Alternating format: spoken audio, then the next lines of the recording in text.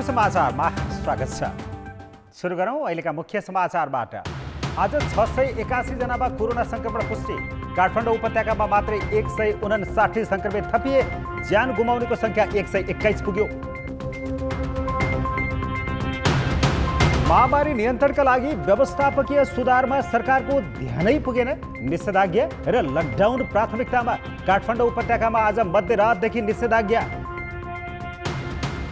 आर्थिक शिथिलताले बैंकहरूको लाभांश बाँड्ने क्षमता 37%ले घट्यो। अहिलेकै अवस्थामा लगानीकर्ताले औसत 10% भन्दा बढी प्रतिफल नपाउने।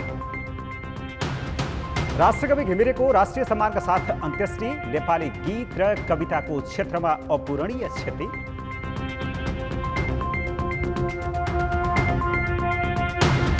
र अफ्रिकी मुलुक मालीमा सेनाद्वारा सत्ता कब्जा। निर्वाचित राष्ट्रपति र प्रधानमन्त्री सैनिक हिरासतमा।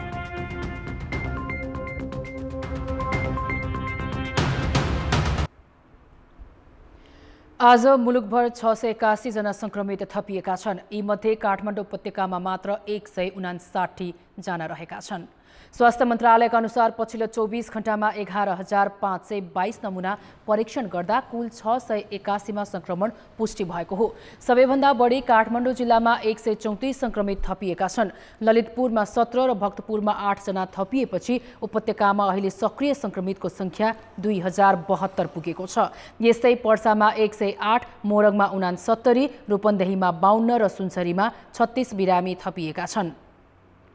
धनुषामा 28, चितवनमा 24, सर्लाही र सिराहामा 19 र बाँकेमा 18 जनामा भाइरस देखिएको छ। यो सँगै देशभर संक्रमितको संख्या 28,938 पुगेको छ। जहाँ जुन अस्पतालमा, जुन मेडिकल कलेजमा, प्रतिष्ठानमा 1/3 बेड छुट्याइँदैन, जुन प्राइभेट अस्पतालमा 20% बेड कोभिडको लागि छुट्याइँदैन, त्यस्तो अस्पतालमा नेपाल सरकारले PCR टेस्ट गर्नलाई दिएको अनुमति खारेज गर्ने निर्णय गरेको छ।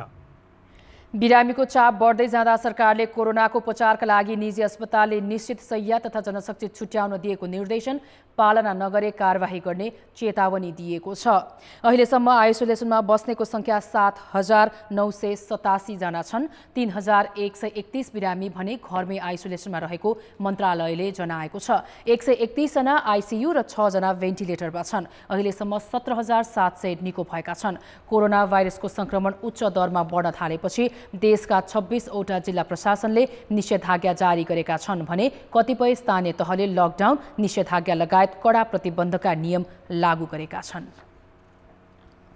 कोरोनाका कारण ज्यान गुमाउनेको संख्या 121 पुगेको छ। मृतक मध्ये सुनसरीका 2 जना छन्। बीपी कोइराला स्वास्थ्य विज्ञान प्रतिष्ठानमा उपचाररत 71 वर्षीय महिलाको आज बिहान मृत्यु भएको छ। उनमा गत साउन 23 गते कोरोना संक्रमण पुष्टि भएको थियो। उनलाई साउन 24 गते कोभिड अस्पतालमा भर्ना गरिएको थियो। उनको उपचारका क्रममा आज बिहान मृत्यु भएको प्रतिष्ठानका प्रवक्ता डाक्टर निदेश सापकोटाले जानकारी दिए। ती महिलामा फोक्सो र मुटुको समस्या थियो।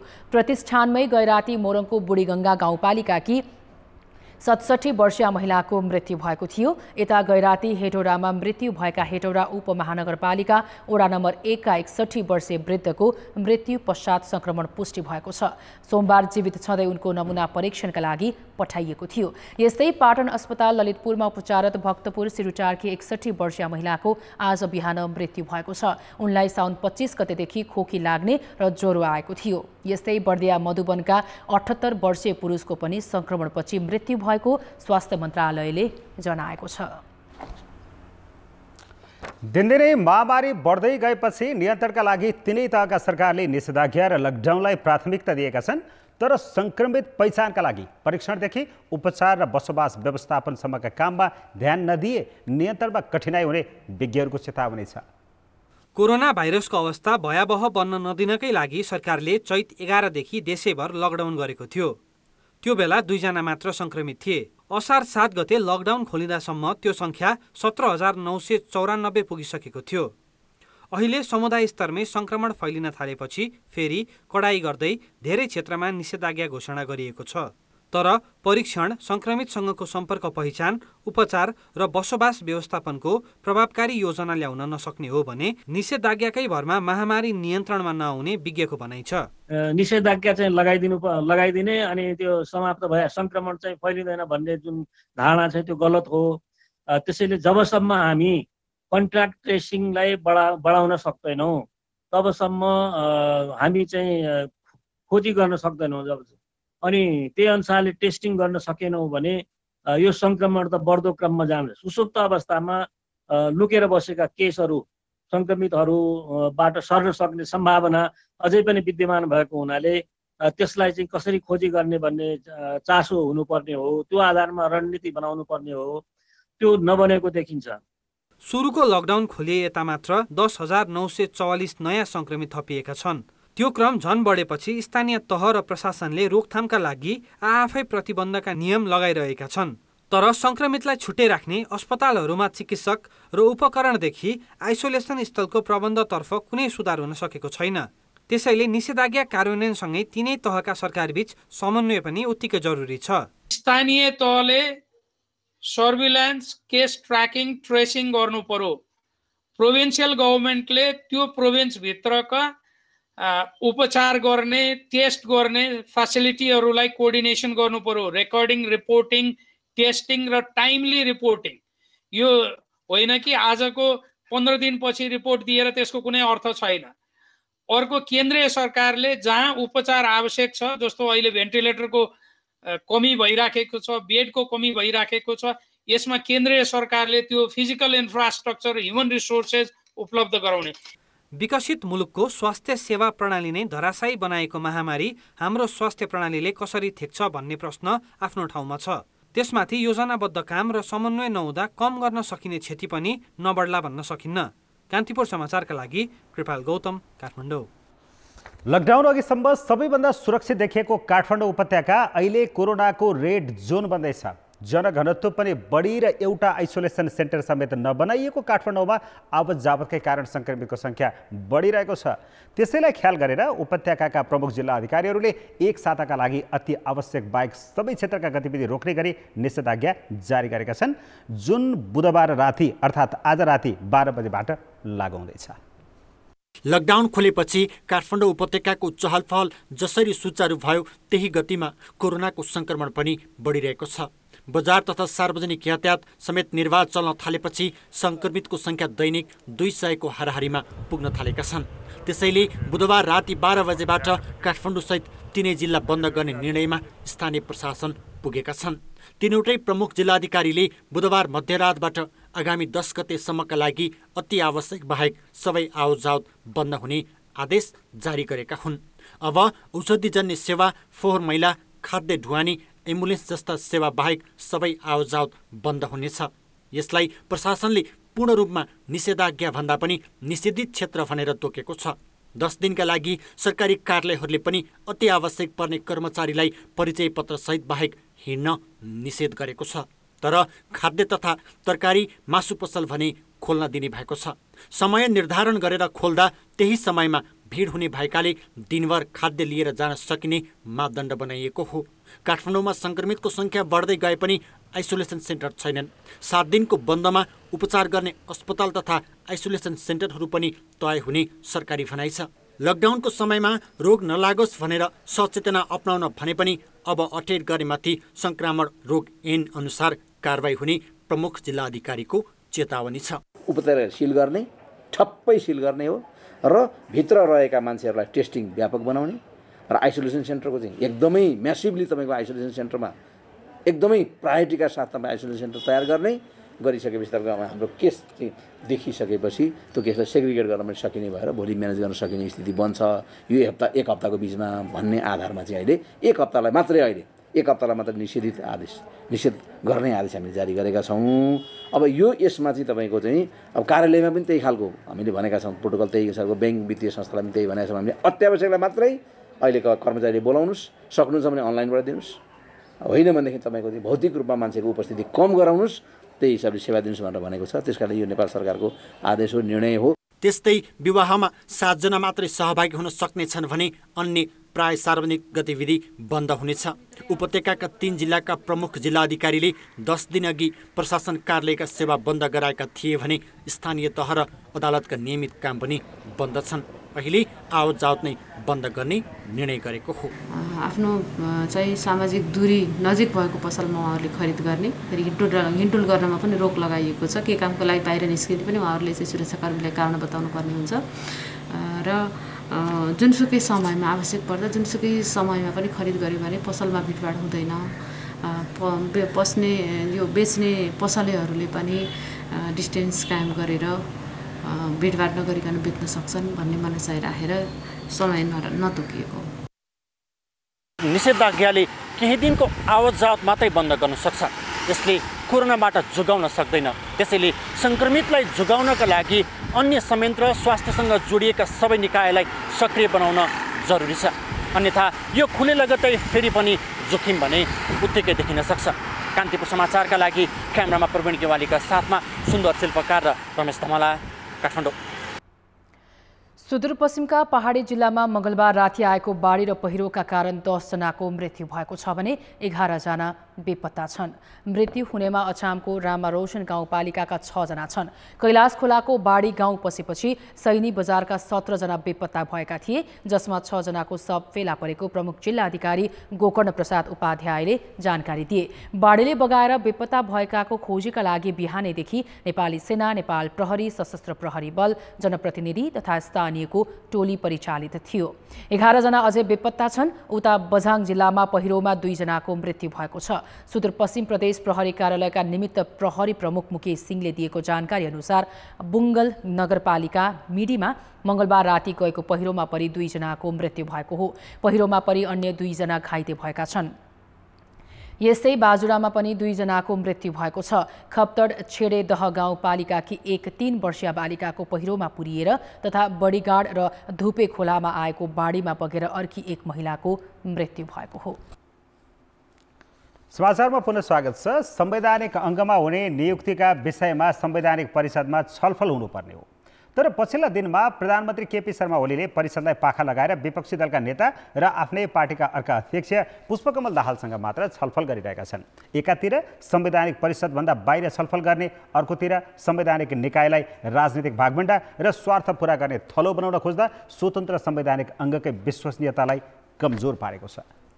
प्रधानमन्त्री केपी शर्मा ओलीले काङ्ग्रेस सभापति शेरबहादुर देउवा र नेकपाकै अर्का अध्यक्ष पुष्पकमल दाहालसँग संवैधानिक निकायका रिक्त पदपूर्तिका लागि छलफल चलाइरहेका छन्। शीर्ष तहका यी 3 नेताबीच संवैधानिक अङ्गलाई संविधानको मर्म र भावना अनुसार कसरी स्वतन्त्र कायम राख्ने भन्ने विषयमा छलफल भएको होइन, बरु कसले कुन निकायमा कति भाग पाउने र कसलाई नियुक्ति दिने भन्ने मिल्न नसक्दा यसरी छलफल गरिएको हो। स्वतन्त्र संवैधानिक निकायमा नियुक्तिका विषयमा सीमित नेताका कोठे बैठक गरिँदा संवैधानिक परिषदलाई नै छायामा पारेको छ।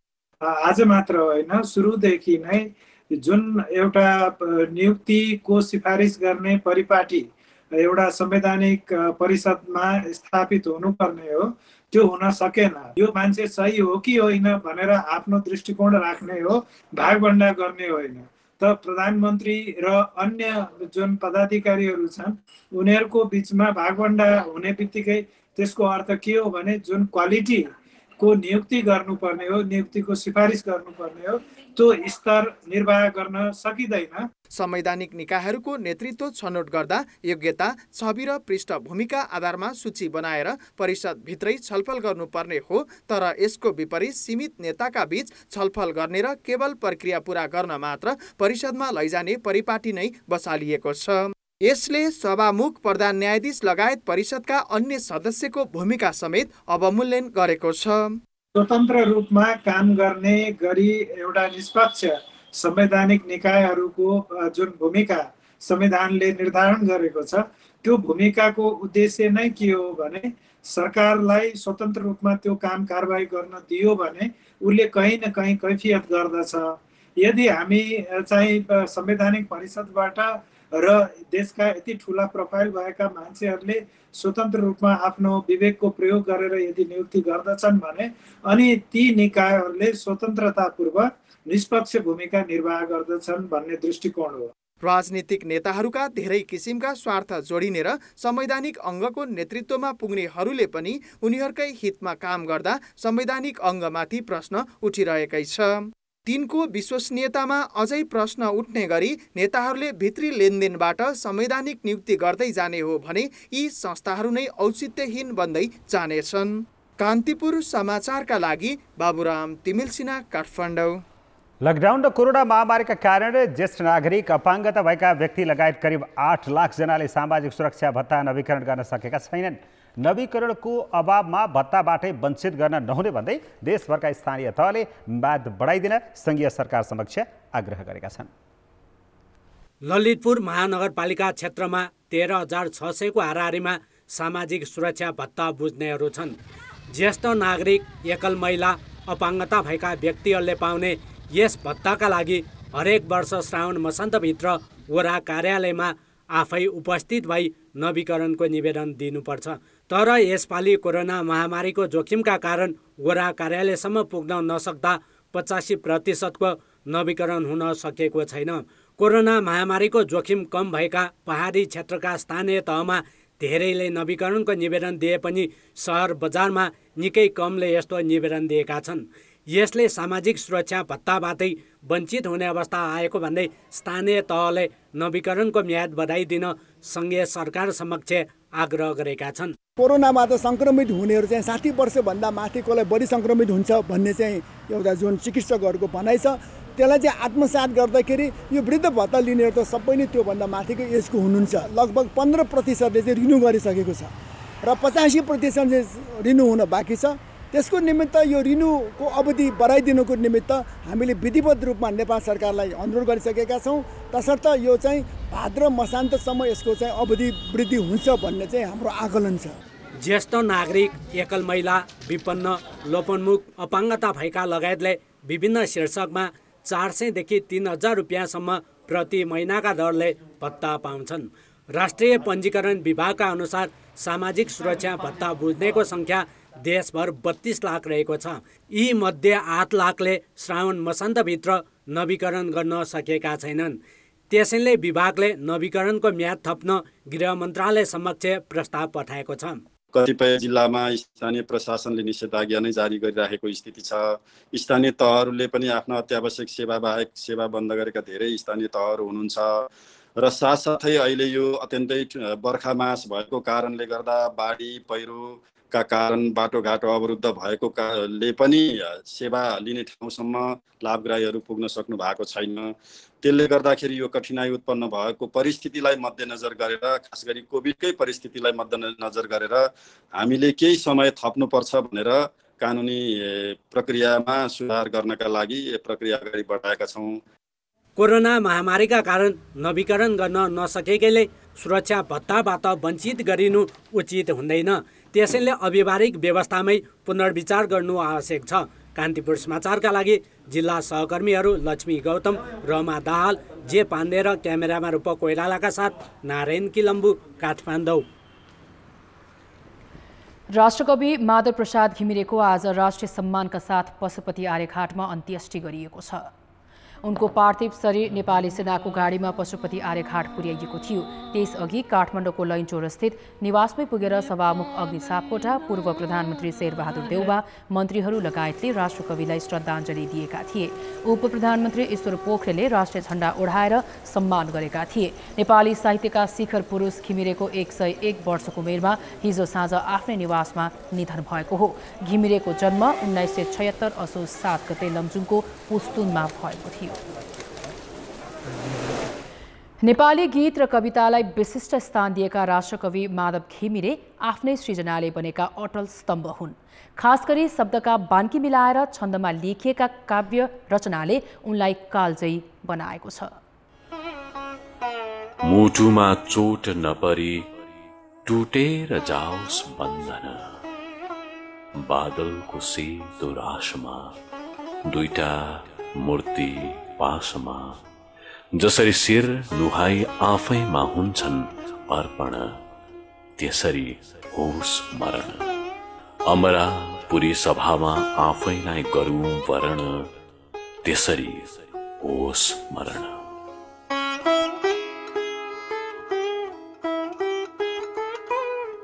राष्ट्रकवि माधव घिमिरेले 2016 असोज 1 गते यो गीत लेखेका थिए। त्यतिखेर उनलाई मृत्युको झिनो आभास पनि थिएन।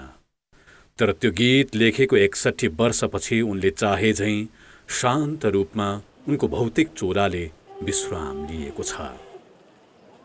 जिन्दगीभर गीत र कविताको भाका र लय समातेर जिएका राष्ट्रकविलाई भाका नदिने र लय नबुझ्ने मृत्युले लिएर गएको छ।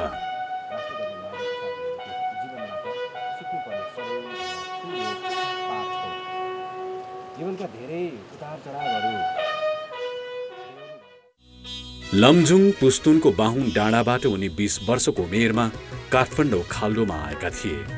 त्यसै ताका गाउँछ गीत नेपाली ज्योतिको पङ्ख उचालीदेखि सयौं फुटकर गीत कविता रचनाबाटै उनी समकालीन मूर्धन्य कविहरूको लहरमा उभिन पुगे।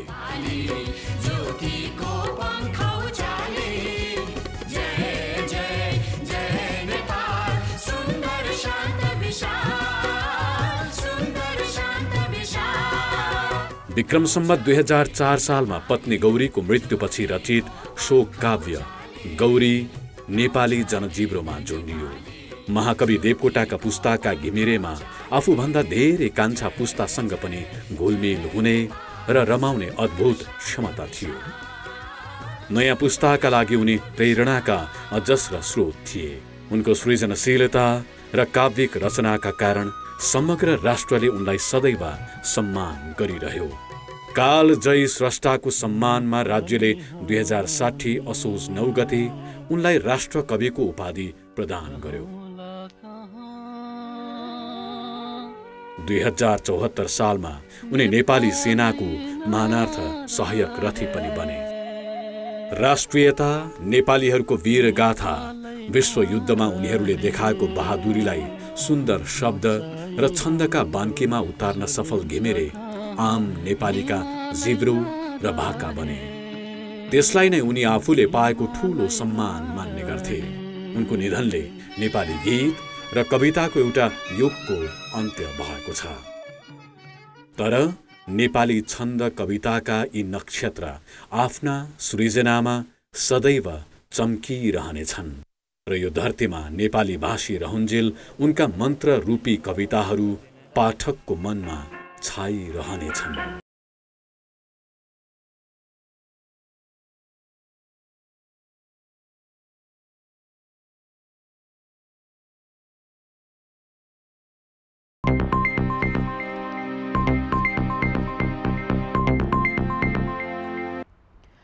कोरोना महामारीका कारण सिर्जित आर्थिक शिथिलताले बैंकका शेयर लगानीकर्ताले पाउने प्रतिफलमै असर गर्ने देखिएको छ।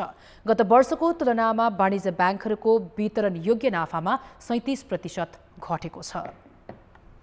महामारी नियन्त्रणमा नआउँदा व्यापार व्यवसाय चल्न सकेका छैनन्। हालै मात्रै राष्ट्र बैंकले गरेको अध्ययनमा बन्दाबन्दीका अवधिमा 22.5% कर्मचारीले रोजगारी गुमाएको देखिएको छ। यसरी ऋणीहरूको आम्दानी गुमेको सीधा असर भने बैंकको नाफामा परेको छ। असार मसानसम्मको वित्तीय विवरणका अनुसार बैंकहरूको कुल नाफा 13.79%ले घटेको छ। अघिल्लो आर्थिक वर्ष अर्थात् 2075-76 मा 63 अर्ब नाफा कमाएका बैंकहरूले अर्को वर्ष भने 54 अर्ब 31 करोड मात्र कमाएका छन्। त्यसैगरी शेयर लगानीकर्तालाई बाँड्ने वितरणयोग्य मुनाफामा 37.18%ले कमी आएको छ। अघिल्लो वर्षको तुलनामा सबैभन्दा बढी वितरणयोग्य नाफा घट्नेमा राष्ट्रिय वाणिज्य बैंकको 2 अर्ब 58 करोड, कृषि विकास बैंकको 1 अर्ब 64 करोड, ग्लोबल आइएमईको 1 अर्ब 63 करोड र नेपाल बैंकको 1 अर्ब 24 करोड घटेको छ। यी सँगै Siddhartha, Nepal investment, NIC Asia, Himalayan, Nobel, प्रभु, नेपाल एसबीआई र नेपाल बङ्गलादेश बैंकको पनि नाफामा उल्लेख्य गिरावट आएको छ। नाफा कम घट्नेमा Citizens, Standard Chartered, Mega, Nobel, Everest र सेन्चुरी बैंक छन्। डिस्ट्रिब्युटेबल प्रॉफिट बैंकहरूको ड्रास्टिकली घटेको छ। उहाँहरूको लाभांश चाहिँ डिस्ट्रिब्युटेबल प्रॉफिटसँग एकदम डाइरेक्टली लिङ्क हुन्छ।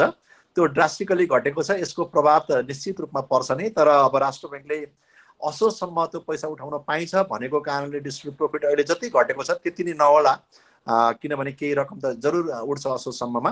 त्यो भयो भने त्यति ड्रास्टिकली रिडक्सन नहोला, तर पनि यहाँले हेर्नुभयो भने अहिले पनि कोभिड-19 को इम्प्याक्ट, एडभर्स इम्प्याक्ट छँदैछ। इकोनोमिक एक्टिभिटिजहरू स्लो डाउन भएकै छन्, ठाउँ ठाउँमा लकडाउन भएकै छ। त्यो कारणले गर्दा मलाई लाग्छ हामीले अपेक्षा गरे अनुसारको यो डिभिडेन्ड बाँड्न चाहिँ सक्छौँ जस्तो लाग्दैन मलाई। महामारीका बीचमा पनि दुईवटा बैंकले भने आफ्नो वितरणयोग्य नाफा बढाएका छन्। प्राइम बैंकले 1 करोड 49 लाख र एनएमबी बैंकले 15 करोड 20 लाख वितरणयोग्य नाफा बढाएको छ। अहिलेकै अवस्थामा बैंकहरूले औसतमा 10% भन्दा बढी लाभांश बाँड्न सक्ने देखिँदैन, जबकि गत वर्ष बैंकहरूले औसतमा 18.5% लाभांश बाँडेका थिए। आउनेवाला समयमा ब्याङ्कहरूले यसपटक मुनाफाको घोषणा गर्दाखेरि, लाभांशको घोषणा गर्दाखेरि डिभिडेन्ड पोर्सन लगभग नाको बराबर हुन सक्ने सम्भावना छ भने केही तपाईको क्यास के अरे स्टक बोनसको रूपमा एज अ बोनसको रूपमा चाहिँ आउन सक्ने सम्भावना चाहिँ अलिअलि, जहाँसम्म मोटामोटी फिगर गर्दाखेरि 15% को हाराहारीमा बाँड्न सक्छन् कि भन्ने एभरेज फिगरलाई लिँदाखेरि त्यो चाहिँ देखिएको छ। यो वर्ष असोज मसानसम्मको नाफा पनि गत वर्षकै नाफामा समावेश गर्न सक्ने व्यवस्था मौद्रिक नीतिले गरिदिएको छ। तर महामारी फैलिएका कारण आगामी दिनमा हुने जोखिम वहन गर्न बैंकहरूले त्यस्तो वितरणयोग्य नाफा नबाढेपछि बाँड्न मिल्ने गरी जगेडा राख्न सक्छन्। कान्तिपुर समाचारका लागि सुदिल पोखरेल, काठमाडौँ। शेयर बजार परिसूचक नेप्सेमा आज दोहोरो अङ्कको गिरावट आएको छ। कारोबार रकम पनि घटेको छ। अधिकांश कम्पनीको शेयर मूल्य घट्दा नेप्से परिसूचकमा 16.60 अङ्कको गिरावट आएको छ। शेयर कारोबार मापन गर्ने परिसूचक 1391.29 बिन्दुमा झरेको छ। कारोबार रकम पनि घटेर 1 अर्ब रुपैयाँ भन्दा तल झरेको छ। बुधबार 185 वटा कम्पनीका 24,74,000 किता शेयर 97 करोड 62 लाख रुपैयाँमा खरिद बिक्री भएका छन्। यी मध्ये 130 वटा कम्पनीको शेयर मूल्य ओह्रालो लागेको छ। कारोबारमा भएका मध्ये 12 वटा उपसमूहको सूचक घटेको छ, जसमा सबैभन्दा धेरै बीमा कम्पनी र ब्याङ्क तथा वित्तीय संस्थाहरूको उपसूचकमा गिरावट देखिएको छ।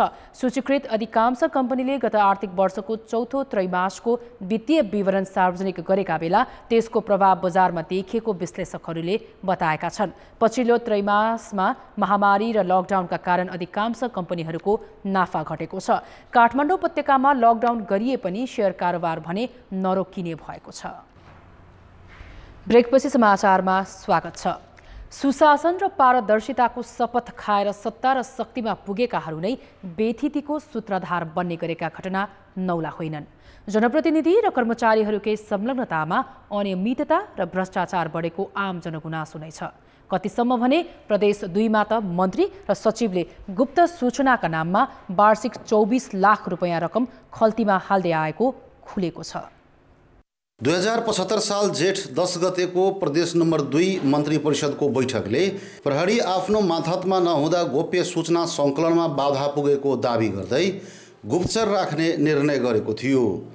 अपराध नियन्त्रण, सीमा नाकामा हुने अवैध गतिविधि रोकथाम र सुशासन कायम गर्न प्रदेश अनुसन्धान ब्युरो गठन गर्ने भनिए पनि अहिलेसम्म काम अघि बढेको छैन। बरु विधेयक 9 महिनादेखि प्रदेश सभामा विचाराधीन छ। 76 महिनाको 19 गते प्रदेश सभामा प्राप्त भएको र त्यसलाई 76/12/4 गते टेबल भएको छ। अनि साउन महिनाको 2 गते त्यसमा सैद्धान्तिक छलफल भएर माननीयज्यूहरूले केही संशोधन दिनुभएको छ।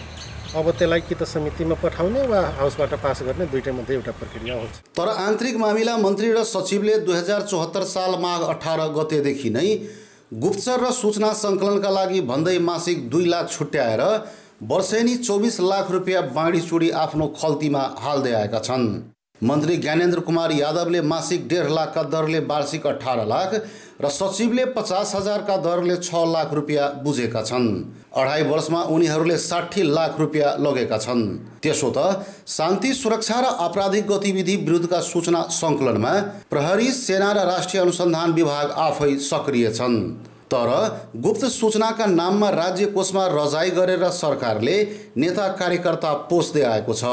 तैपनि मन्त्रालयसँग कुनै प्रकारको बिल भरपाई समेत छैन।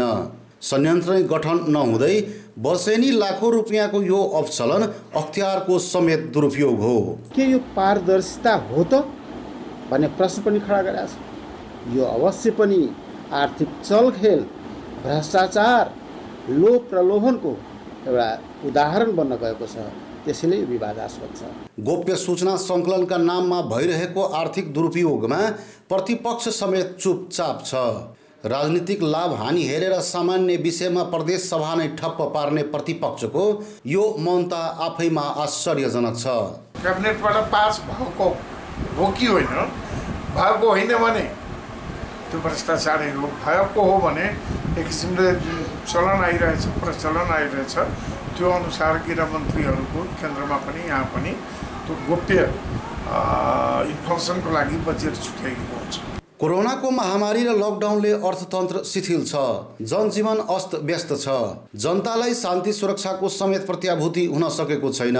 तर गुप्तचरका नाममा प्रदेश 2 का मन्त्री र सचिवले खुलेआम आर्थिक अवचलन गर्दा समेत कसैलाई वास्ता छैन। कान्तिपुर समाचारका लागि सहकर्मी अमरकान्त ठाकुरका साथ अनिल मिश्र, जनकपुरधाम, धनुषा। अब जनमतको अन्तिम परिणाम। जनमतमा हिजो हाम्रो प्रश्न थियो, विदेशमा अलपत्र नेपालीको उद्धारमा गएको विमान रेत्तै फर्काउनलाई के भन्नुहुन्छ? ए फितलो तयारी, बी लापरवाहीको पराकाष्ठा र सी श्रमिकको पीडामा खेलाची। जनमतको अन्तिम परिणाम यस्तो छ, ए फितलो तयारीमा 16%, बी लापरवाहीको पराकाष्ठामा 52% र सी श्रमिकको पीडामा खेलाचीमा 32%।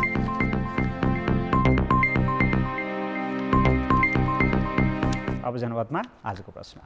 जनमत आजको प्रश्न छ, संवैधानिक अङ्गका पदाधिकारी नियुक्तिका लागि नेताहरू बीच चलिरहेको छलफललाई के भन्नुहुन्छ? ए सहमतिको खोजी, बी भागभण्डाको प्रयास र सी संवैधानिक परिषदकै उपहास। जनमतको अन्तिम परिणाम भोलि बेलुकी 8 बजेको कान्तिपुर समाचारमा प्रसारण गर्नेछौँ। कृपया न्युज स्पेस ए बी वा सी टाइप गरी 34001 मा एसएमएस गरी आफ्नो मत व्यक्त गर्नुहोला। अब जनताको आवाज हामीले सुनसरीमा सोधेका छौँ, जिल्ला तथा स्थानीय स्तरमा घोषणा गरिएको लकडाउन तथा निषेधाज्ञा किन प्रभावकारी रूपमा कार्यान्वयन हुन नसकेको होला?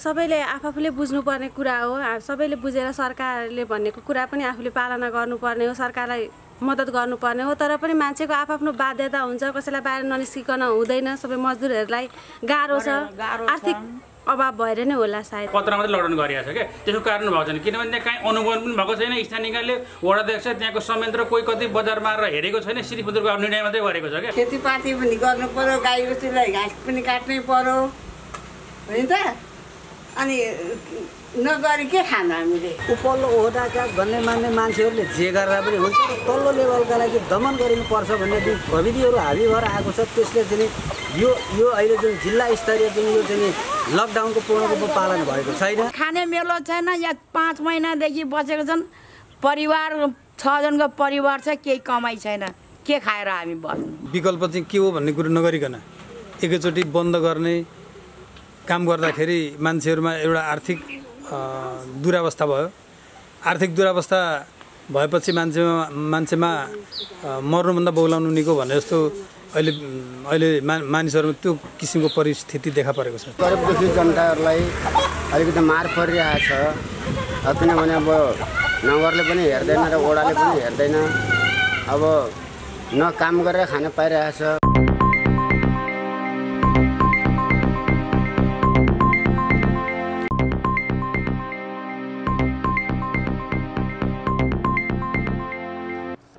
नमस्कार, कान्तिपुर खेलकुद समाचारमा स्वागत छ।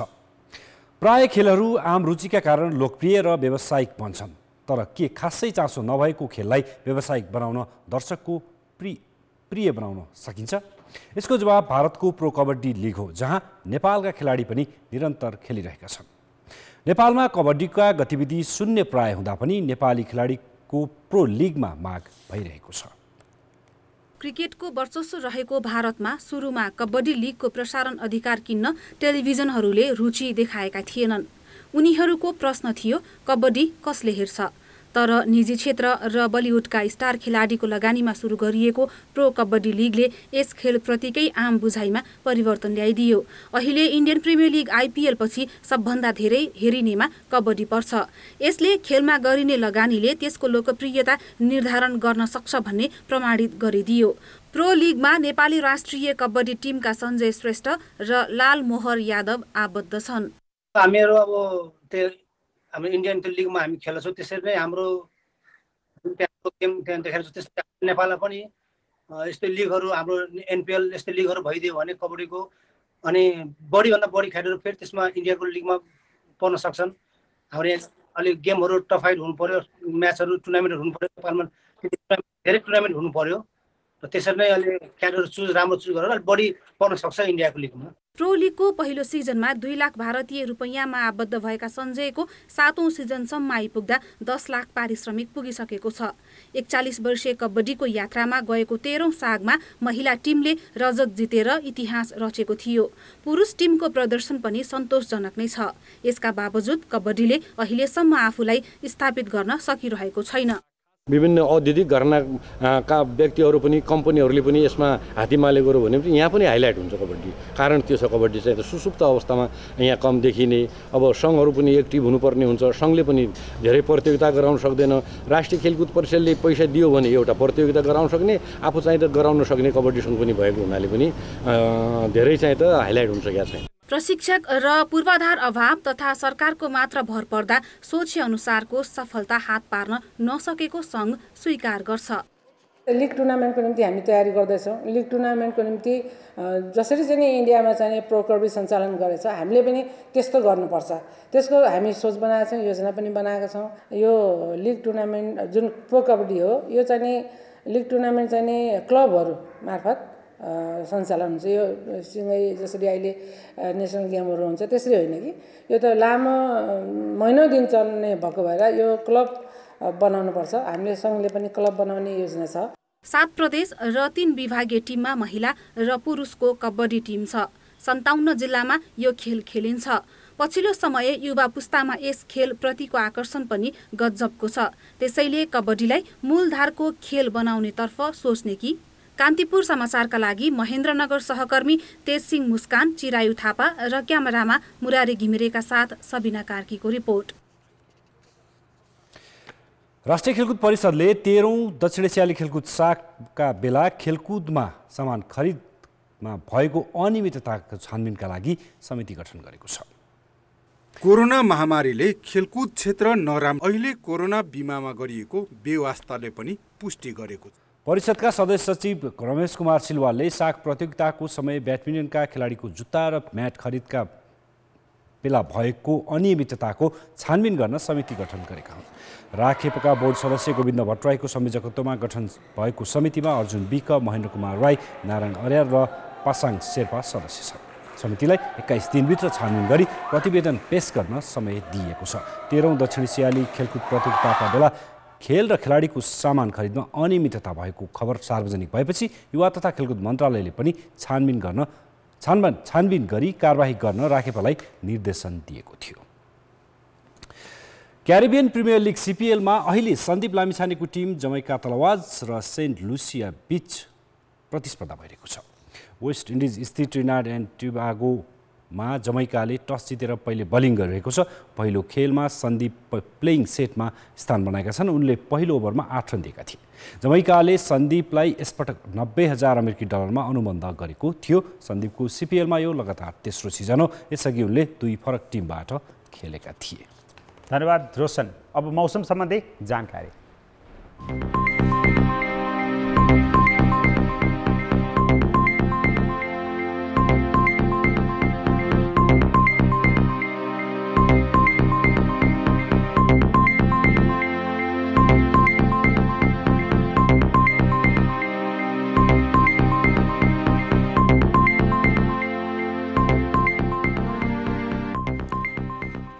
कान्तिपुर समाचार अहिलेलाई सक्यो। अब हाम्रो अर्को समाचार बुलेटिन राति 10:30 बजे अङ्ग्रेजी भाषामा र राति 11 बजे नेपाली भाषामा हुनेछ।